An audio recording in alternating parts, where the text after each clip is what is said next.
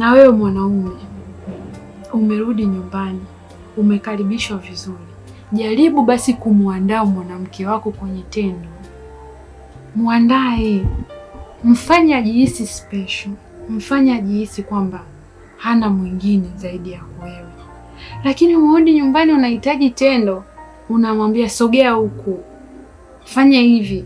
Umemfanya kimoja tu, tena kwa dakika 2, umemaliza, umevaa nguo zako, umemgeuzia mgongo, umelala. Unategemea nini? Unategemea atakupenda wewe peke yako? Ndio maana unakuta wanawake anaamua mwanamke awe hata na dereva wa bodaboda ili mradi akizi mahitaji ya mwili wake. Tunakula, mdomo unakula, kuna vitu vingine navyo vinahitaji kula.